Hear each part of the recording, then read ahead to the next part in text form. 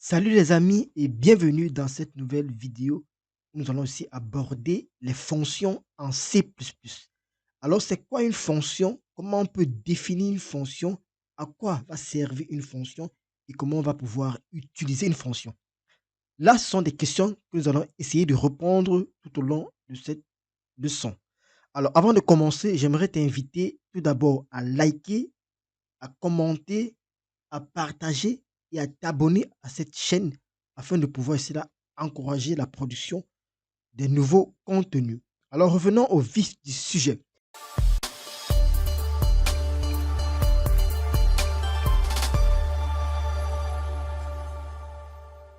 C'est donc quoi une fonction? Concrètement, une fonction en C++ est tout simplement un bloc de code qui va pouvoir effectuer une tâche spécifique. Alors, à quoi va donc servir les fonctions ou alors à quoi permettent donc les fonctions? Les fonctions permettent tout simplement de regrouper des instructions de notre code de manière ici là logique et réutilisable. Et pour le faire, on va adopter ou alors on va utiliser une certaine syntaxe proposée ici là par les créateurs du langage C++. Avant de commencer, nous allons donc créer tout simplement un nouveau projet et nous allons essayer de mettre en application les fonctions en C++. Tenez-vous tranquille, c'est très facile et vous allez voir l'utilité. Alors pour commencer, j'ai déjà ouvert mon éditeur de code, code block, autant pour moi. Je vais tout simplement venir là sur Create a new project. Alors, je vais choisir comme toujours console application, puisque nous sommes toujours dans les applications console. Je vais cliquer sur Next. Alors, je vais mettre là par exemple les fonctions. Alors, n'oubliez pas que vous retrouvez le code source de ce cours directement sur notre plateforme shop.homedev.com. Vous trouverez ici là le lien en description de cette vidéo. Ou alors, vous pouvez télécharger mon livre également sur les bases de la programmation informatique, également en lien dans cette vidéo. Donc, le nom de mon projet, ce sera fonction, fonction CPP. Là, je vais choisir où est-ce qu'il va être enregistré. Là, dans Workspace, et tutoriel. Je sélectionne là. Ok. Ok, il sera là. On fait Next. Je choisis le compilateur. Bon, par défaut, c'est celui qu'on utilise le plus souvent. Ou alors celui que nous avons utilisé pendant tous les autres cours. Alors, mon projet est créé ici dans mon main. Là, la première chose qu'on va donc faire, c'est d'essayer de voir comment est-ce qu'on écrit une fonction en C++. Alors, pour définir une fonction en C++, nous avons une syntaxe, bien évidemment. Premièrement, nous précisons le type de la fonction. Donc, nous avons le type de la fonction que nous allons définir. Nous avons le nom de la fonction. Et éventuellement, nous avons ce qu'on appelle des paramètres de notre fonction. On a notre, par exemple, param. On aura param 1, param 2, et ainsi de suite, jusqu'à param n. Alors, nous allons expliquer ce quoi les paramètres par la suite. Je vous donne juste la syntaxe. Et les paramètres, ce ne sont pas obligatoires, c'est optionnel en fait. Ça dépend de vous. Et ensuite, nous avons nos instructions que nous voulons regrouper. Alors, dans la définition, tout à l'heure, j'ai dit que les fonctions permettaient de regrouper un ensemble d'instructions, autant pour moi, pour pouvoir les réutiliser. Alors, pourquoi on parle de fonctions? Parce que souvent, dans votre code, vous allez voir, vous avez un ensemble d'instructions que vous exécutez plusieurs fois. Or, à chaque fois que vous voulez exécuter cette fonction, vous êtes obligé d'appeler encore tous les différents codes. Par exemple, je suppose dans votre code, vous avez instruction 1, après vous avez instruction 2, après vous avez instruction 3. Or, si à 5 endroits de votre code, vous voulez faire appel à toutes ces instructions, vous êtes obligé à chaque fois de faire une recopie, de copier et de coller. À chaque fois, vous allez copier, coller. Vous voyez qu'il y a une redondance à chaque fois. Or, les fonctions vous permettent de faire quoi?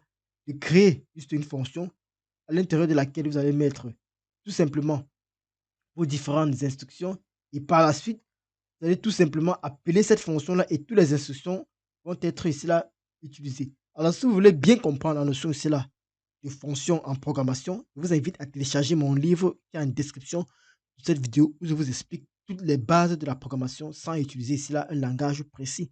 Alors ici là, nous sommes en C++, je vous montre juste la syntaxe en C++ pour pouvoir utiliser ici les fonctions.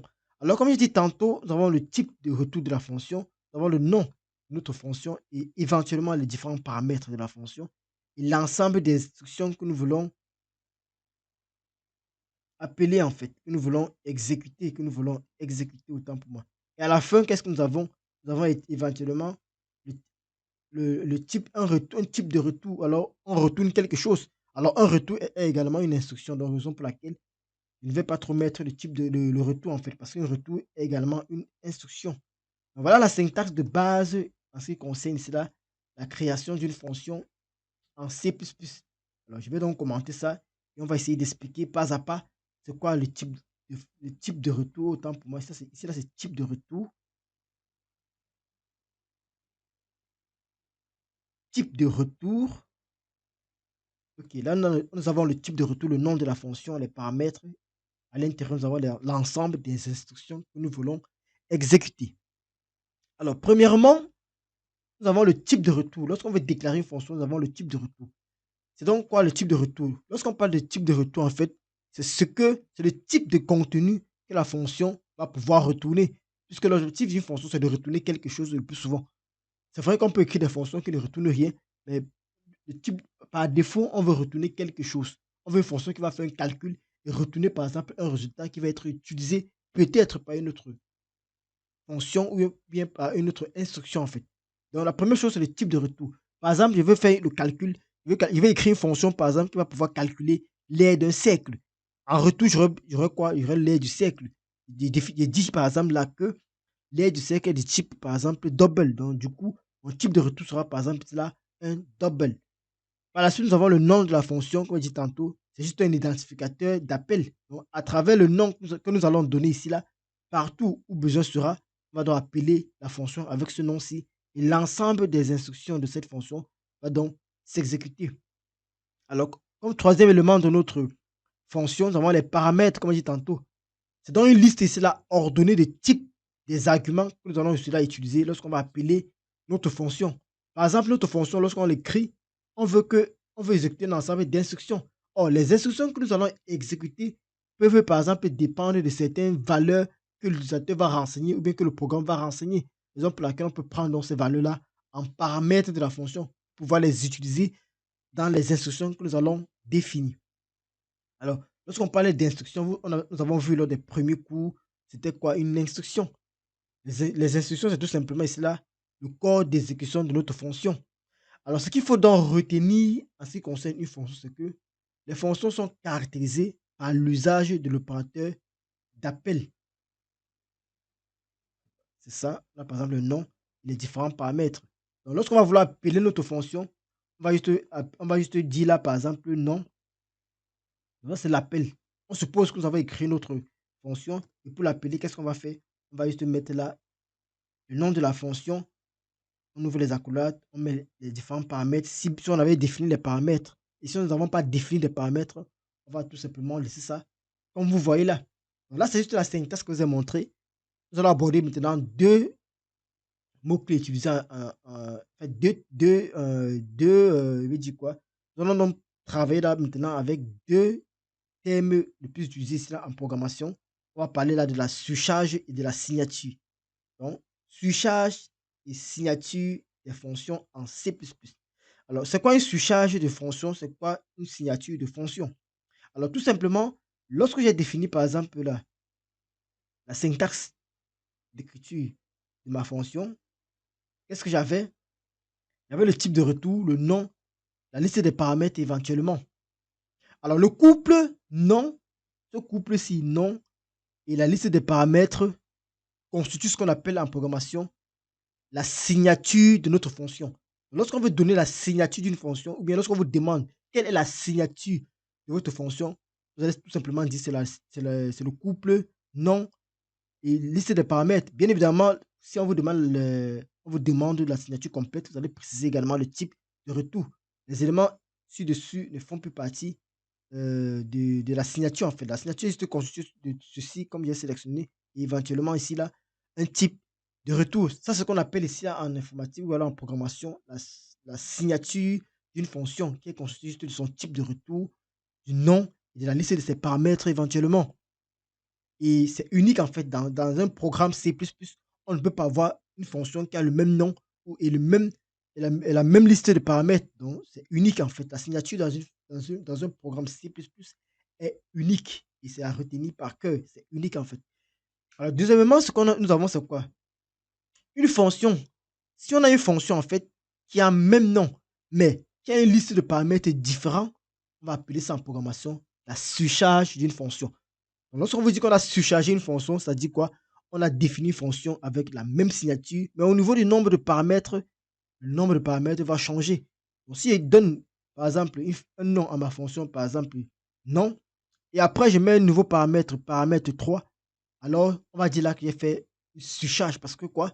J'ai le même nom de fonction, mais au niveau du nombre de paramètres, le nombre de paramètres est différent.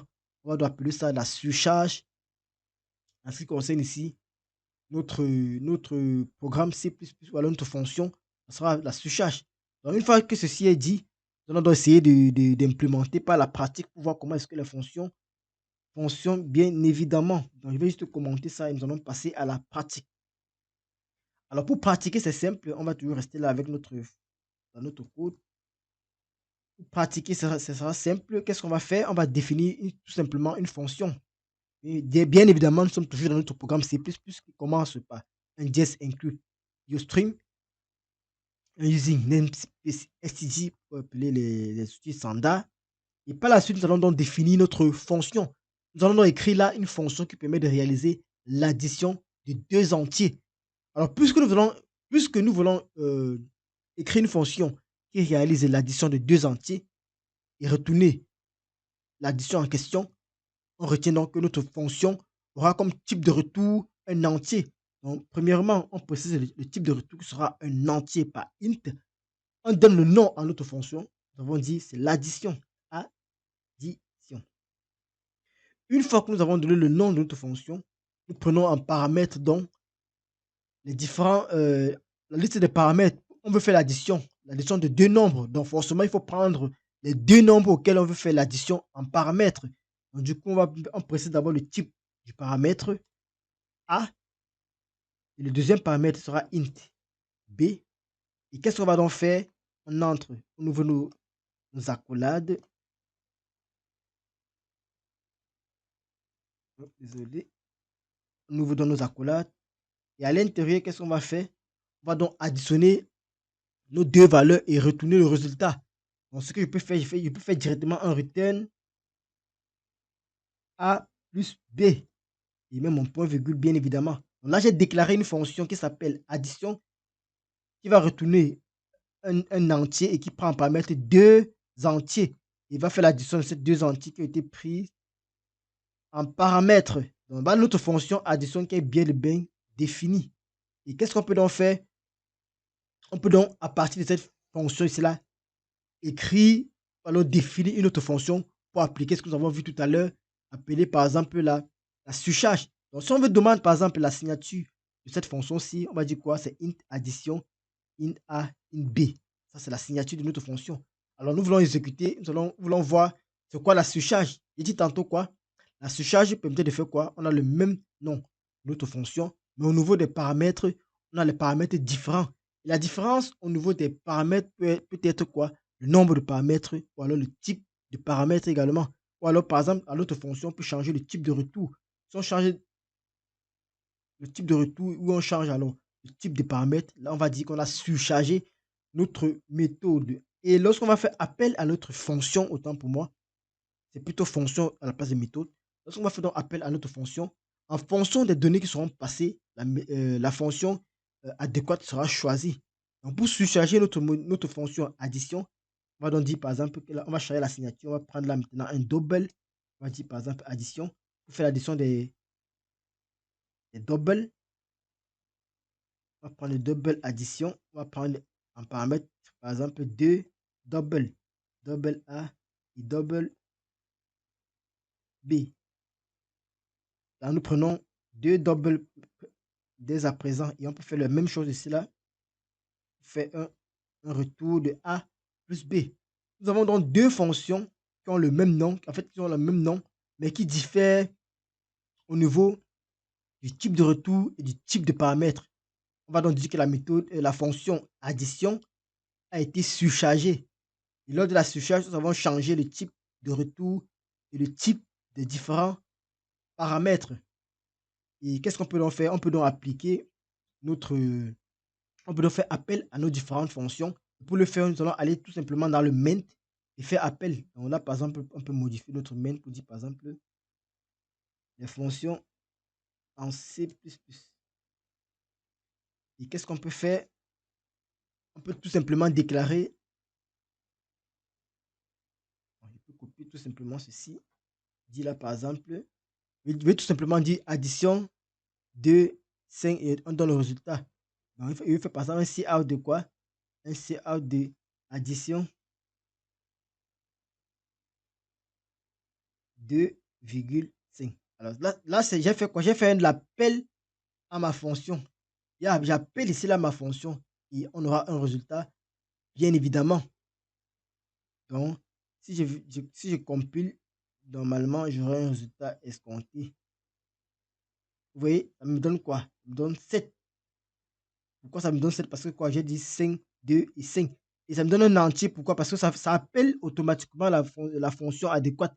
Là, il sait que là, c'est un entier. Là, c'est un entier. Donc, il va venir faire appel directement à la première fonction, à la première signature de fonction que nous avons définie. Par la suite, qu'est-ce qu'on peut donc faire? On peut maintenant déclarer. Regardez ce que je vais faire. Je vais faire peut-être là un double par exemple A qui va recevoir 2,5. Je vais faire par exemple un double B qui va recevoir, on peut mettre là 6,5. Et voyons voir maintenant ce qui va se passer. Je fais la même chose.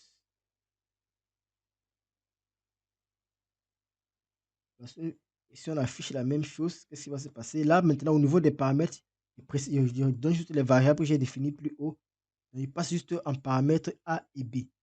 Alors, ce qu'il faut retenir, c'est que lorsqu'on définit une fonction, on parle de paramètres. Int A, c'est un paramètre, B est un paramètre. Or, maintenant, à l'appel de la fonction, comme ici, par exemple, déjà ici, on va parler plutôt à l'appel, on va parler plutôt d'argument. 2 ici est un argument, 5 est un argument que nous passons à notre fonction. Donc, voilà la différence qu'il faut comprendre en ce qui concerne les paramètres et les arguments. À l'appel, on parlait d'argument. À la définition, on parlait de paramètres. Parce que les paramètres, pour dire quoi, ça dépend. Donc, c'est un paramètre donc ça va, qui peut changer. Lorsqu'on l'appelle, on dit maintenant c'est plutôt un argument. Un argument, donc on passe directement la valeur qu'on va exécuter. Donc là, par exemple, nous avons déclaré deux variables A et B de type double, vous pouvez le voir. Et nous voulons faire l'addition également de A et B pour voir un peu le résultat. Si nous enregistrons et que nous compilons et exécutons, on verra très bien que le résultat est combien? Le résultat est 9. Bien évidemment, c'est 9 parce qu'on a fait quoi? On a fait 6 et 8 plus des demi, ça fait bien évidemment 9. Vous voyez, voilà ce qui concerne, c'était tout en ce qui concerne la notion de fonction. Vous voyez, c'est très facile. Avec les fonctions, vous allez pouvoir écrire un tas de choses en fait, un tas d'instructions dans une fonction et les appeler à chaque fois. Vous voyez que il n'est plus besoin de faire par exemple double A, double B, après il fait A plus B, il retourne la valeur. Il a donc défini une fonction qui regroupe les deux instructions. Donc, il va faire juste retourner A plus B. Or, s'il fallait écrire tout cela de instruction après instruction, vous voyez que j'aurais peut-être trois instructions à faire. Donc, avec cette fonction, j'ai juste ça à faire. Et à chaque fois, je vais tout simplement faire appel à cela. Donc, c'est tout en ce qui concerne cela, les fonctions. Alors, en ce qui concerne également les fonctions, il y a plusieurs choses qu'il faut retenir. La fonction en algorithme, est-ce qu'on appelle cela l'unité algorithmique qui va nous permettre de structurer la résolution d'un problème? Pourquoi? Tout problème que nous allons résoudre aura plusieurs instructions. Et le plus souvent, on regroupe toutes ces instructions-là en bloc avant de les appeler tous à la fin. Donc, raison pour laquelle on va dire c'est quoi? Les fonctions vont nous permettre de structurer la résolution d'un problème donné en algorithme. Et maintenant, une définition plus complète sera de dire quoi? Les fonctions vont tout simplement, nous permettre d'avoir une unité, c'est là de découpage qui va permettre cela d'exprimer une tâche simple. Donc, nous avons un ensemble d'instructions là qui permettent qui regroupe une tâche précise. Donc, on va donc les regrouper pour en faire une tâche simple. Donc, ce qu'il faut retenir également, c'est quoi? C'est qu'il est conseillé, je dis bien qu'il est conseillé de limiter cela, ces fonctions, lorsque vous programmez. Pourquoi il faut le limiter? Parce qu'il y a d'abord la longueur qu'il faut tenir compte. Il faut donc subdiviser pour que ça ne devienne pas trop long, en fait. Donc ça, c'est les éléments qu'il faut donc retenir en ce qui concerne les fonctions. Également, si un bout de code que vous avez apparaît plus de 3 fois, donc si dans votre programme, vous avez un bout de code qui apparaît plus de 3 fois, c'est-à-dire quoi? À la ligne 1, vous avez un ensemble de bouts de code. À la ligne 50, vous avez le même code. À la ligne 100, vous avez le même code. Alors, il faut transformer dans ce code en fonction. Vous le transformer en fonction pour l'appeler à chaque fois. Parce que ça ne sert à rien. Si vous appelez ça à plusieurs endroits, imaginez que vous voulez modifier votre code. Vous serez obligé là d'aller à chaque endroit pour modifier. Et ça peut être fastidieux. Raison pour laquelle on va dire cela. Si dans votre bout de code, en fait, si vous avez un bout de code qui apparaît plus de 3 fois déjà, transformez-le. Alors, transformez-le tout simplement en fonction pour vous faciliter la maintenance plus tard. Donc ça, c'est un élément qu'il faut retenir en ce qui concerne ici là les fonctions en fait. Alors, un autre élément, c'est la notion ici là de le nom des arguments. Ce qu'il faut noter, c'est que le nom des arguments ici là n'a aucune importance. Et leur ordre en fait, et leur type est essentiel. Pourquoi? Si vous regardez très bien lorsque je définissais ma fonction, je respecte l'ordre d'appel. À l'appel, je respecte l'ordre. Raison pour laquelle on dit cela que on parlait d'argument. L'ordre est important. Pourquoi? Si j'ai défini par exemple que mon premier argument est un entier et mon deuxième est un double, il faut que lors de l'appel, les arguments que je passe soient respectivement l'entier et le double. Si j'inverse l'ordre à l'appel des arguments, alors ça ne va pas faire appel à ma fonction. Il y aura une erreur, bien évidemment. Donc, c'est ce qu'il faut retenir. Donc, le nom des arguments n'a aucune importance, premièrement. Donc, vous pouvez donner le nom que vous voulez à vos arguments, mais il faut respecter l'ordre et le type. Donc, par exemple, là, qu'est-ce que j'avais dit? J'avais dit que mon addition pouvait prendre quoi? Un double A et un double B lors de la surcharge. Donc, du coup, lorsque je déclare A et B, je précise bien évidemment que ce sont des doubles. Et à l'appel, il n'y aura pas de problème parce que j'ai respecté le type. Et imaginez, si si je n'ai pas, par exemple, cette fonction, si je commande ça et que je fais appel ici, il y aura une erreur. Pourquoi? Parce que je n'ai pas respecté le type de paramètres, en fait, le type d'argument. Donc, faut tenir compte de ça. Donc, ça, c'est des éléments qu'il faut tenir compte lorsque vous êtes en train de programmer. Alors, un autre élément important ici là sur les fonctions, c'est que il faut profiter de la surcharge. Pourquoi il faut profiter de la surcharge? Regardez par exemple avec la fonction addition. Vous voyez que lorsqu'on fait l'addition, on peut faire l'addition des entiers, on peut faire l'addition des nombres réels, l'addition des nombres décimaux. Et pour profiter de cela, on va écrire plusieurs fonctions avec des retours différents ou alors avec des types différents. Donc, il faut profiter là de la surcharge qui va nous permettre de définir des tâches similaires ou alors des tâches qui sont non similaires. Donc, ça c'était tout en ce qui concerne, c'est un plus en ce qui concerne les fonctions. Alors, le dernier élément que nous pouvons voir en ce qui concerne les fonctions, c'est le passage des arguments.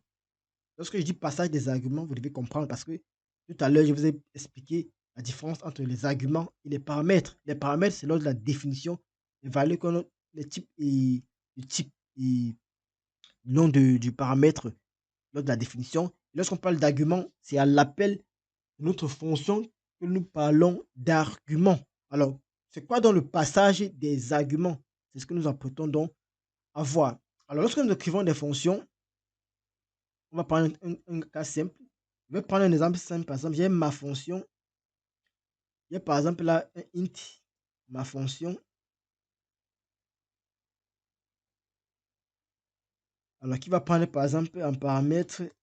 Oups, désolé.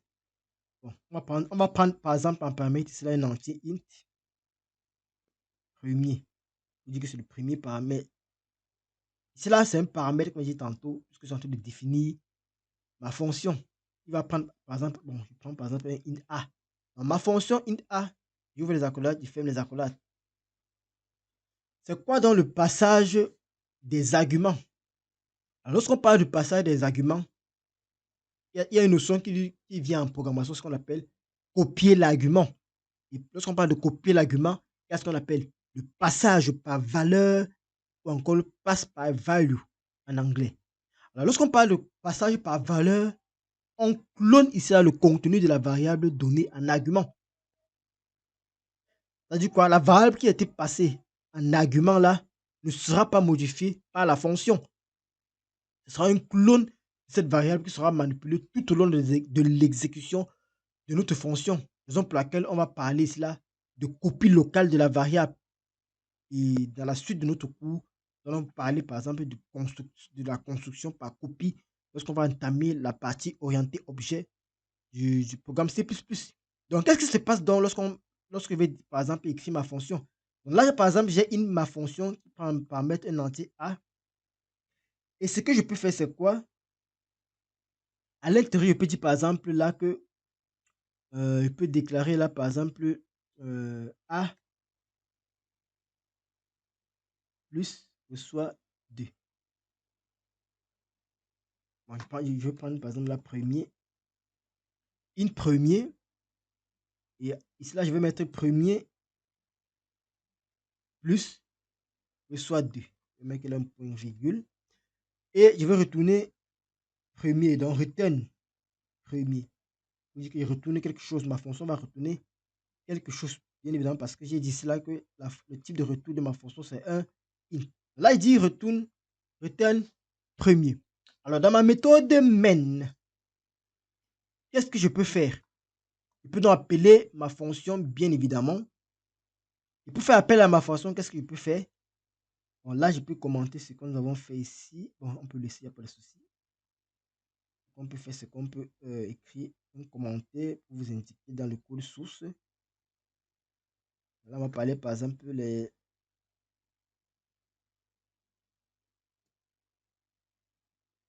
on va juste essayer de nommer, hein, c'est pour vous faciliter on va dire, le passage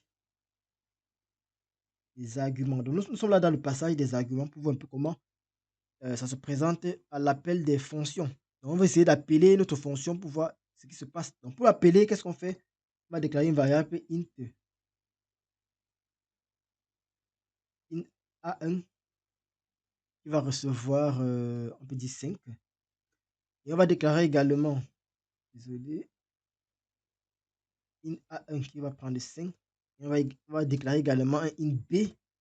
Alors, à B, on va initialiser B ici là avec le résultat de la fonction ma fonction. Vous voyez qu'avec une fonction, on peut initialiser une variable. Donc, pour pouvoir initialiser cette variable aussi, je vais venir prendre ma fonction, il veut passer le paramètre qui est demandé.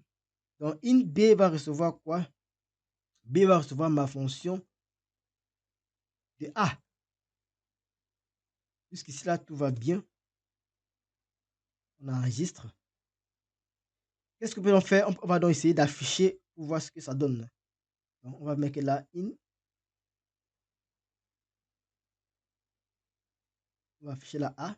On connaît très bien A, c'est A1. On va prendre les A. Puisqu'on avait utilisé B en haut, on va prendre B1. Donc, on va afficher A1. Qu'est-ce qu'on va faire de plus? On va également afficher, bon, il peut également afficher B1. Et si nous affichons B1, alors selon vous, quel sera le résultat de A1 et de B1? Alors, essayons de comprendre le passage des arguments. A1 vaut 5 et B1 vaut ma fonction de A. Que fait ma fonction de A? Ma fonction de A, qu'est-ce qu'elle fait? Une fonction.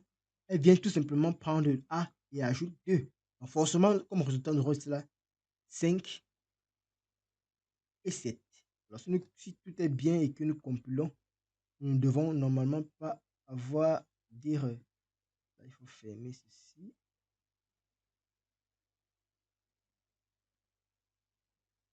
Alors, vous voyez là, nous avons 5 et 4 plutôt. Vous me demandez, ah non, c'est pas correct. Oui, exactement. Qu'est-ce que nous avons comme résultat? Nous avons défini ici à 5. Qu'est-ce qui se passe ici? Nous avons bien évidemment, oups, il y a une erreur, ma fonction de A1 plutôt. Il fait une erreur là, ok.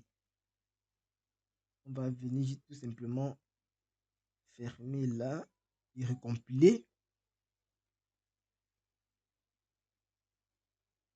Donc forcément, nous avons 5 et 7 et tout est correct. Donc là, il faut toujours fermer. Alors, tout est bon. Donc, nous avons le résultat que nous avons, nous avons le résultat escompté. Maintenant, comment on fait pour travailler sur l'original en fait? Si on veut travailler sur l'original de A, parce que là, on a une copie qui se crée. Donc, si nous modifions la valeur de A dans notre fonction, elle ne pourra pas être modifiée. Donc, si je viens là, par exemple, et dis dans ma fonction, en fait, si on modifie le contenu de la variable A, alors ça ne peut pas être modifié parce que la valeur, nous avons affaire cela au passage par valeur. Donc, du coup, lorsque nous travaillons avec la variable A1, c'est la copie de la variable qu'on travaille avec en fait. Donc, la valeur de A1 ne sera pas modifiée parce que c'est une copie. Donc, si on incrémente A1, tout comme nous avons fait cela par exemple, vous voyez, dans notre fonction, qu'est-ce qu'on a fait? Nous avons incrémenté de 2. Mais lorsqu'on affiche, c'est la même chose. Pourquoi? Parce qu'on n'a pas modifié la valeur de A1. Vous voyez, lorsqu'on affiche A1, ça sera toujours 5 parce que la valeur n'a pas été modifiée. C'est plutôt B1 qui va recevoir la valeur 5 puisque c'est lui qui a été, qu'on ajoute A1. Vous voyez qu'on a fait un passage par valeur. Là, le paramètre n'est pas modifié. Vous voyez, le paramètre qui était à 5, A1 qui était à 5 n'a pas été modifié parce que c'est un clone de A1 qui a été envoyé pour pouvoir initialiser B1 plus 2. Vous voyez, c'est très simple. C'est ce qu'on appelle le passage des arguments par valeur. Alors, un deuxième type de passage qu'on voit le plus souvent, c'est le passage par référence, ou alors en anglais, pass by ref. Alors, pour faire un passage par référence, c'est simple. Là, par exemple, on va essayer de. Bon, on va définir une nouvelle fonction. Imaginons que nous voulons faire un passage par référence. Qu'est-ce qui se passe pour la syntaxe? Même chose, le type de retour. On peut dire ma fonction ref et éventuellement le type de paramètres. Les paramètres autant pour moi. Alors, au niveau des paramètres, c'est là qu'est la différence. Si nous voulons que le paramètre qui a été pris puisse être modifié et qu'on n'ait plus de clone de la variable en question, il faut donc donner cela une référence. Vous vous rappelez très bien la dernière fois, dans la précédente vidéo, du coup, nous avons parlé des références, des pointeurs, etc. Donc, si vous n'avez pas vu cette vidéo, ou si vous n'avez pas suivi ce cours, cette leçon, je vous invite à aller retrouver cette leçon pour suivre à nouveau. On va passer dans une référence de la variable, autant pour moi, pardon. Nous allons passer dans une référence de la variable, par exemple A, pour que cette dernière puisse être modifiée ou bien pour qu'on ait plus un clone de la variable en question. Puisque lorsqu'on ne passe pas une référence, c'est le clone qui est passé et qui est modifié. Et, et on ne peut pas avoir de modification de la variable en question. Donc, si nous passons là maintenant une référence de la variable, alors dans notre code, si nous modifions A, alors A sera modifié. Donc l'argument sera modifié.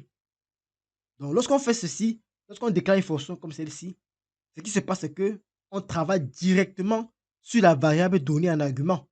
Or, contrairement ici à cette méthode-ci, on a un passage par valeur, on travaille sur un clone. Ici, on va directement travailler sur cette valeur-ci. Contrairement ici, là où on travaille sur le clone. C'est un clone qui est créé. C'est un premier, peut-être un qui est créé ici, là. Et on incrémente ce premier 1 là. Or, ici, là, on va directement travailler sur le A, puisqu'on n'a pas de clone. Il n'y aura pas de clone. Et ce qu'il faut retenir, c'est que lorsqu'on a passage par valeur, il y a création d'un clone. Lorsqu'il y a passage par référence, pas de création de clone. Il n'y a pas de création de clone. On travaille directement sur la variable en question. Donc ça, c'est ce qu'il faut retenir. Donc, lorsqu'on travaille directement sur la variable de données en argument, on extrait plusieurs résultats d'une fonction, par exemple. On évite de copier, par exemple, un argument trop lourd. Imaginez si vous êtes en train de travailler sur un jeu vidéo où on a un vecteur, où on a un tableau. Bien, prenons par exemple le cas des images. Si vous faites des traitements d'images comme moi, Vous allez par exemple voir une image qui va peser là 1 giga, une image radar par exemple. Imaginez que vous voulez extraire la matrice, vous voulez extraire sous forme de tableau. Vous voyez qu'une telle matrice sera tellement lourd en mémoire et que vous voulez travailler sur cette matrice-là. Vous voyez que si vous passez directement cela par valeur, votre ordinateur risque de planter ou bien le programme risque d'être lourd au chargement. Parce que là, on aura une copie d'une donnée qui est extrêmement lourde. Donc, voilà la raison pour laquelle il faut voir, il faut toujours peser le pour et le contre de l'utilisation, soit du passage par valeur, ou soit du passage par référence. Alors, on va voir un cas très simple pour du passage par référence. Par référence. Imaginez que vous voulez faire, par exemple, un programme qui permet de faire l'échange en fait. Donc, on a par exemple un contenu dans un flux, dans un verre, on a un contenu dans un autre verre. Donc, nous avons un verre avec l'orange, nous avons un verre avec le jus de papaye. Nous voulons changer le contenu. Qu'est-ce qu'on peut en faire? Dans ce cas, par exemple, nous pouvons déclarer une fonction, par exemple, int, une fonction échanger. Là, par exemple, nous allons voir une fonction qui ne retourne rien. Tout comme il y a les fonctions qui retournent quelque chose, nous avons vu, donc on précise là le type de retour. Là, maintenant, nous allons voir les fonctions qui ne retournent rien. Lorsqu'une fonction ne retourne rien, son type de retour, c'est void. Donc, void, par exemple, notre fonction permet d'échanger. On va la nommer donc échanger. On veut changer quoi? Deux valeurs précises. Donc, on va par exemple prendre int. On a un premier nombre qu'on veut échanger avec un int. Deuxième nombre qu'on veut changer, on va l'appeler par exemple second. Étant donné qu'on veut travailler directement sur les différentes données, on va faire un passage par référence pour éviter les clones des différentes variables. Parce qu'on veut directement faire l'échange sans passer par un intermédiaire. Alors, pour faire dans l'échange, si nous avons on veut changer un contenu et le mettre dans un autre, il y a pour l'exemple du verre, dont le premier représente par exemple le verre de jus d'orange et le second représente le verre de jus de papaye. Comment on fait pour que le jus de papaye qui est en second se retrouve dans dans le verre de jus d'orange et que le verre de jus d'orange, le contenu du verre de jus d'orange se retrouve dans le verre du jus de papaye? Pour ce faire, donc, il faut créer une variable intermédiaire qui va d'abord contenir la première valeur. Il fait d'abord int, temporaire, il crée une variable temporaire qui va donc contenir le premier, donc le contenu du jus d'orange. Alors, une fois que j'ai réservé cela, qu'est-ce que je peux donc faire? Dans le premier, je mets tout juste le second, donc je mets le jus de papaye, et maintenant dans le jus de papaye qui est second, qu'est-ce que je fais? Je mets tout juste TMP. Donc là, qu'est-ce que j'ai fait? J'ai fait un échange, donc j'ai créé un programme qui permet de faire l'échange. Et vous voyez que je travaille directement, il n'y a pas de création de clone. Vous voyez que lorsque je vais appeler cette fonction, il y aura échange direct. Il n'y aura pas de création d'un clone qui va faire que les valeurs ne puissent pas changer. Donc c'est très simple en fait. Donc pour faire appel à cette fonction, qu'est-ce que je peux faire? Je m'en vais tout juste dans mon main, comme tout à l'heure, mettre toujours un titre, pouvoir séparer. Là, je vais dire par exemple que c'est passage par référence. Ça, c'est le passage par valeur. Pour ceux qui vont télécharger le code source sur notre plateforme shop.homedev.com. Je mettrai les liens en description de cette vidéo. Alors, une fois que ceci est fait, il peut donc faire appel à ma fonction échange qui va permettre de faire l'échange de deux éléments. Donc, considérons par exemple là que j'ai int.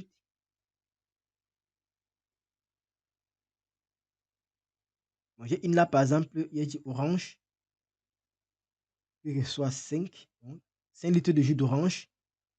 J'ai int, jus de papaye, et de 10 litres. Donc, je vais donc changer pour voir pour que 10 viennent dans orange et que 5 viennent dans papaye. On n'oublie pas nos points virgules comme toujours. Alors, qu'est-ce qui se passe donc? Il fait juste appel à échange. Vous voyez que lorsque je fais appel à échange, tout simplement, en fait, le contenu des variables orange et papaye seront modifiés directement. Mais si je n'avais pas fait un passage par référence ici, là, alors le contenu ne pourra donc pas être modifié. Or, comme je l'ai fait un passage par référence, alors qu'est-ce qui va se passer? Je passe juste les références de mes variables, donc je vais passer juste orange. Donc, on va juste passer là orange et papaye.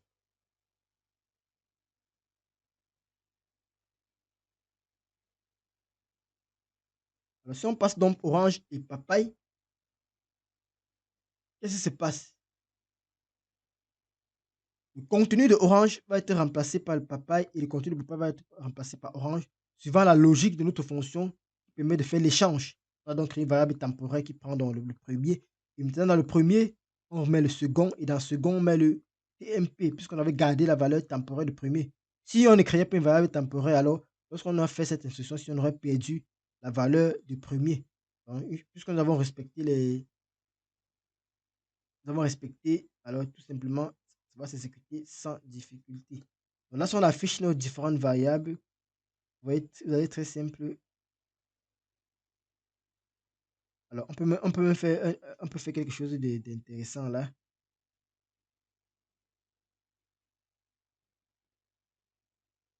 Donc, avant de faire l'échange, on va afficher d'abord les variables en question.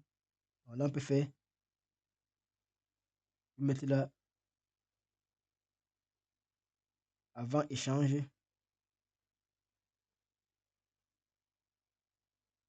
Là, on met là avant échange et lorsqu'on va faire l'échange, on va mettre après échange. Alors, si nous compilons et que nous exécutons, étant donné que nous n'avons pas fait, on espère que nous n'avons pas fait d'erreur. Vous allez voir, ça va se passer sans problème. Alors, qu'est-ce que nous avons fait ici? On vérifie bien si tout est correct. Alors,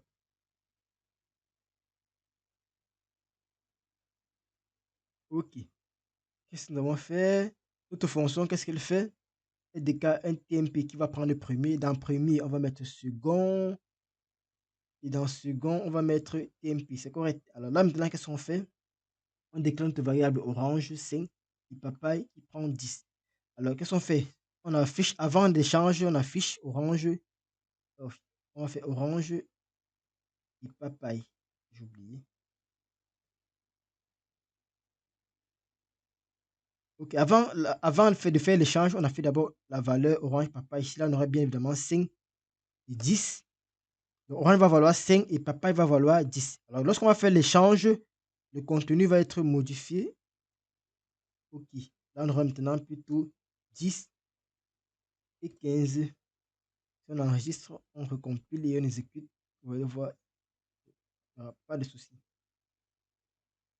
Vous voyez très bien qu'avant l'échange, c'est 5, 10. Après l'échange, c'est 10, 5. Pour dire que avant l'échange, on avait 5 litres de jus d'orange et 10 litres de jus de papaye.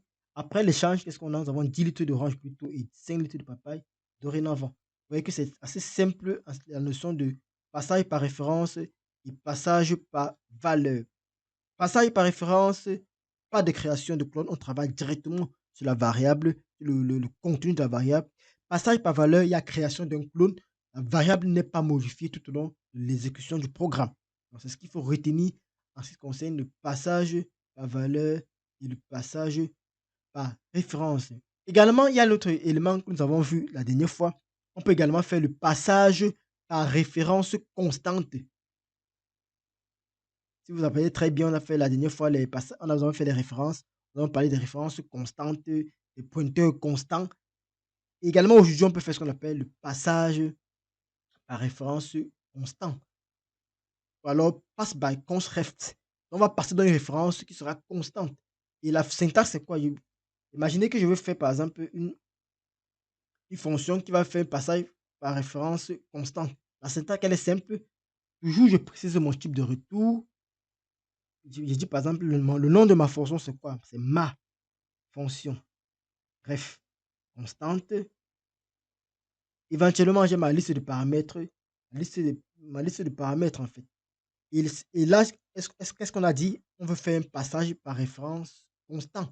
Donc, on aura un paramètre qui sera une référence constante. Donc, j'ai la const, par exemple, int et commercial A. Donc ma variable A, si je passe à ma fonction, est une variable passée par référence constante. Qu'est-ce qui va se passer donc? On travaille ici là avec l'original, mais on garantit de ne pas modifier le contenu.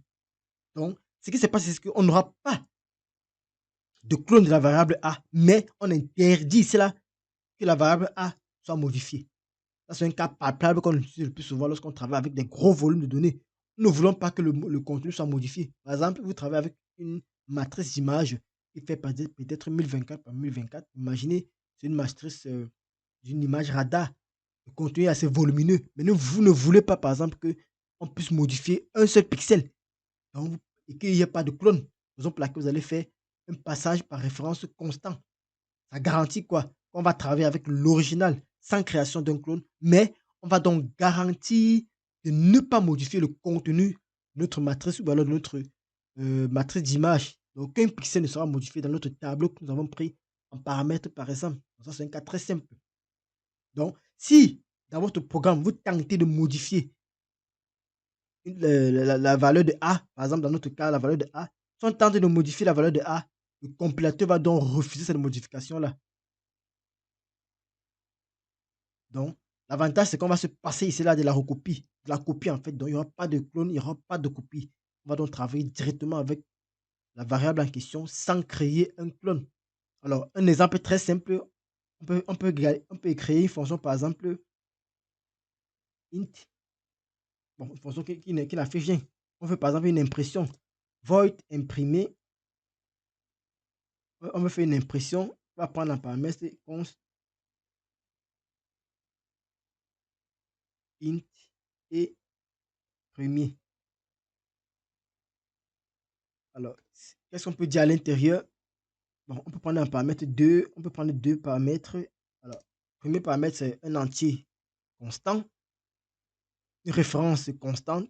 On a une référence constante. Et en deuxième paramètre également, on peut avoir une référence constante de la const int et second. On a donc deux paramètres pour notre fonction imprimée. Qu'est-ce qu'on peut donc faire? On peut juste afficher, puisque imprimer signifie qu'on va afficher en fait. On fait juste cout. Cout, on va dire quoi? On va dire mon premier est. On va tout simplement dire mon premier est. Bon, on va donc définir, on va juste afficher le contenu du premier. Point virgule. Et après, on va dire mon second est. On affiche la même chose. Donc, cout. Là, on a.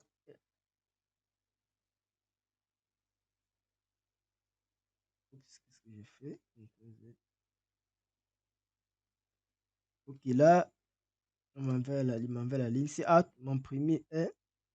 Et on va dire ici, là. Et vous voyez, laisse les espaces. Et mon second est.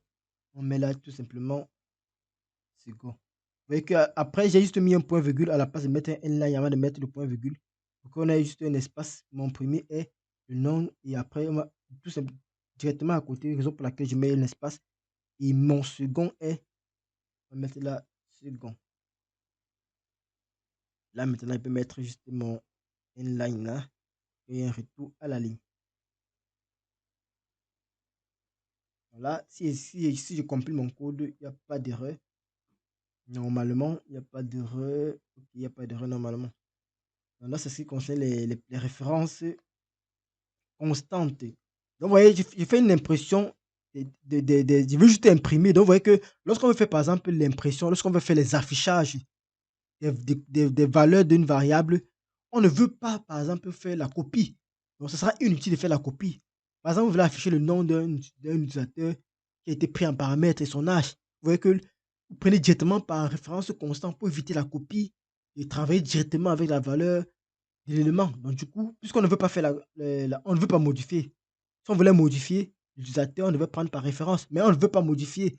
On veut juste afficher. Mais lors de l'affichage, on ne veut pas qu'il y ait un clone pour surcharger la mémoire. On fait un passage par référence constant.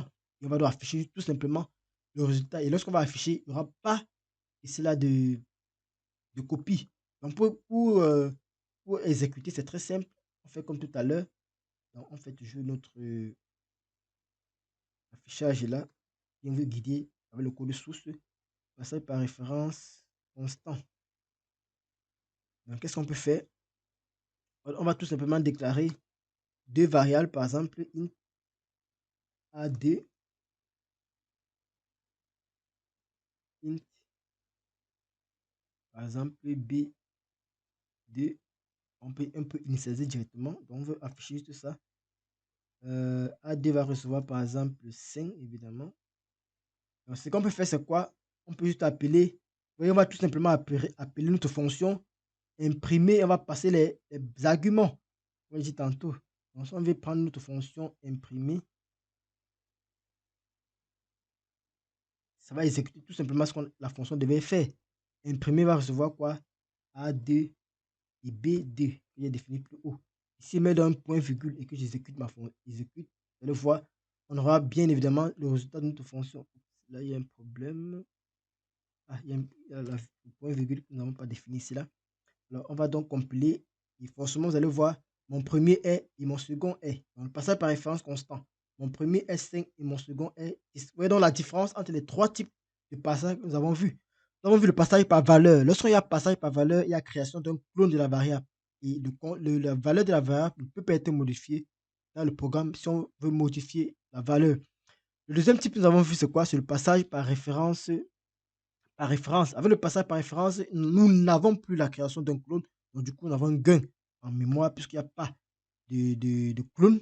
Parce qu'on utilise la référence parce que si nous avons un grand nombre de données qui est pris en paramètre, ici, nous faisons le clone, alors ça peut causer problème de mémoire. Raison pour laquelle il y a le passage par référence pour interdire donc la copie, donc la copie ou alors la création d'un clone de la variable. Alors, le dernier, c'est quoi? C'est le passage par référence constant. Pourquoi? Parce que parfois, on veut juste faire des affichages et on ne veut pas, par exemple, modifier le contenu. Donc, raison pour laquelle on va faire un passage par référence constant. Donc, on dit qu'on ne veut pas créer de clone et on ne veut non plus modifier le contenu de la variable avec laquelle on veut, avec laquelle on veut travailler autant pour moi. Donc, vous voyez que c'est assez simple en ce qui concerne passage par valeur, le passage par référence. Alors, un autre type de passage qu'on peut voir, c'est le passage des valeurs par défaut. Donc, lorsque vous écrivez une fonction, vous pouvez éventuellement définir des paramètres par défaut à votre fonction. Par exemple, vous voulez prendre, par exemple, on va dire comment? Hmm, on va dire quoi? On peut prendre, par exemple, pour dire, par exemple, si le sexe masculin ou féminin. Dit, par exemple, par défaut, tout le monde n'a pas de sexe. Donc, du coup, vous allez préciser un paramètre par défaut qui sera donc pas de sexe. Donc, pour définir une valeur par défaut, qu'est-ce qu'on fait? C'est simple. C'est une fonction que nous définissons. Par exemple, une fonction qui va retenir un double.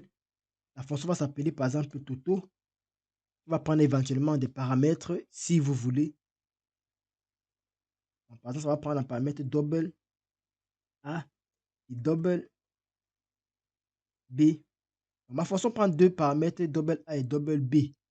Alors maintenant, j'ai dit passage par valeur, passage par défaut autant pour moi. Lorsqu'on parle de passage des valeurs par défaut, ça dit quoi?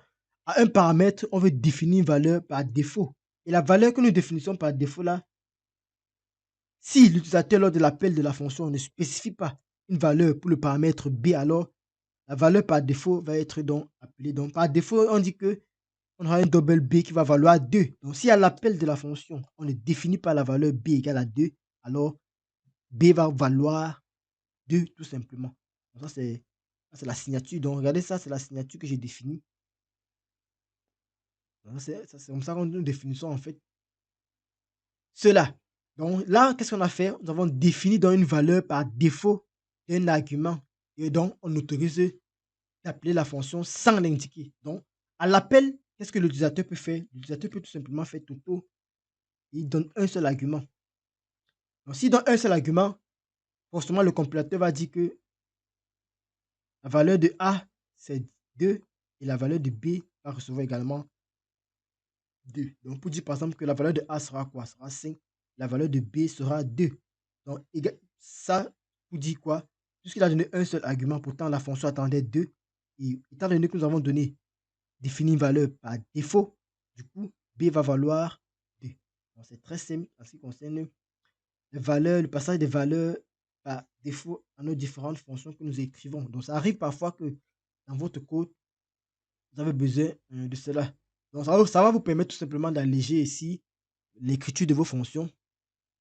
Et ce qu'il faut noter également, c'est que le passage par valeur, des valeurs par défaut ne fonctionne qu'avec le dernier argument. Donc, vous ne pouvez pas le mettre au début. Donc, vous ne pouvez pas faire A reçoit 5 et B reçoit 2.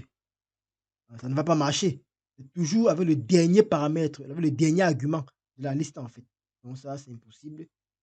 Le dernier argument qui est valable pour faire le passage des valeurs par défaut. Donc, c'est assez simple. Un exemple très simple, c'est qu'on peut écrire également une fonction qui permet de faire la division. Et regardez, par exemple, lorsque vous faites souvent la division, vous pouvez par exemple spécifier une valeur par défaut pour le deuxième paramètre. Par exemple, on fait la division de A par B. Donc, qu'est-ce qu'on peut faire par exemple? On fait double, que ça peut retourner un double. Double, on dit par exemple diviser. On prend nos paramètres, on parle par exemple const. On veut par exemple les const. Double et A. Là, par exemple, ça te dit que A par défaut c'est 1. Et comme deuxième paramètre, j'aurai quoi? J'aurai const double et B, soit 2. Alors, par défaut, on aura quoi? On aura la valeur de A qui va valoir, j'ai oublié de spécifier, qui va valoir par exemple 1. On aura la valeur de B qui va valoir 2. Donc, qu'est-ce qu'on peut donc faire dans notre fonction pour pouvoir appliquer cela?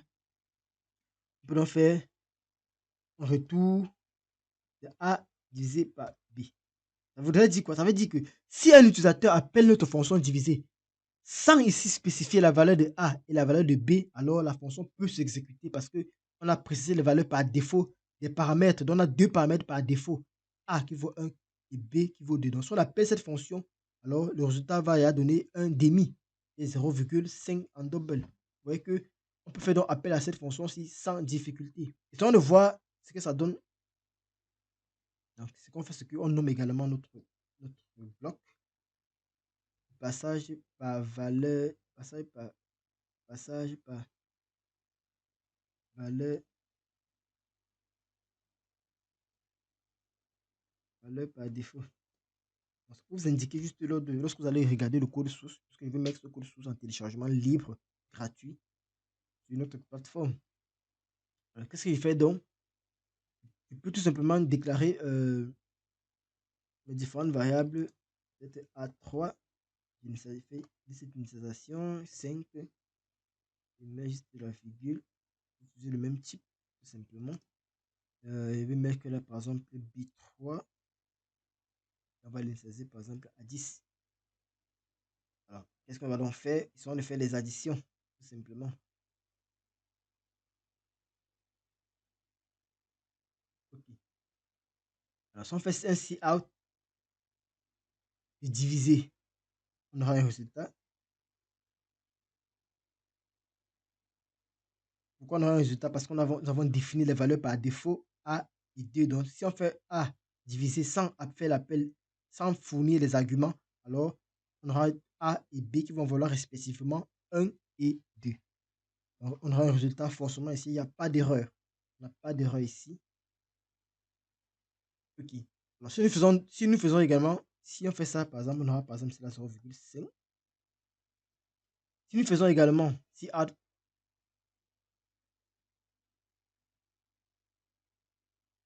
divisé, là maintenant on précise juste 10. Alors si on précise uniquement 10, ça veut dire quoi? Comme je dit tantôt, c'est le dernier paramètre qui sera pris en compte. Là par exemple, A va valoir, ce que nous avons défini ici là, A va valoir 10. Et maintenant B va valoir tout simplement 2, parce que c'est le dernier paramètre qui est pris en compte lorsqu'on nommait un paramètre. Lorsqu'on fait le passage par valeur, le dernier paramètre qui est pris en compte. Donc du coup, ici on aura tout simplement, par exemple, 10 et le résultat sera quoi? Un divisé, sera 10 par exemple, autant pour moi, divisé par 5 parce que la valeur de A va valoir 10 et B va valoir comme on a mis cela 2. Donc ça va faire donc 10 divisé par 2 qui va valoir 5. Alors la dernière chose que nous allons avoir, c'est quoi? On peut donc appeler maintenant avec les 2 paramètres en question. Là, on nommait maintenant les paramètres par défaut, donc on peut appeler avec 12 et 3. Donc le résultat, par exemple, ici sera quoi? Sera simplement 4. Là, nous avons fait appel en omettant qu'on a défini les valeurs par défaut. Donc si nous compilons et que nous exécutons, en espérant que je n'ai pas fait d'erreur, là, on aura un résultat sans difficulté. Là, on a divisé, ce qu'il dit, si out, si out, si out divisé. Il y a une erreur où là.